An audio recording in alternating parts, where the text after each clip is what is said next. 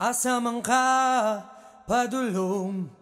Gusto ba kang musabay, musakay, padulong sa sintubay. Gusto ba kang malingaw, musayaw, mukanta o mujabaw. Makikila-ila, makipagamiga, makiiskwela sa mga atinista.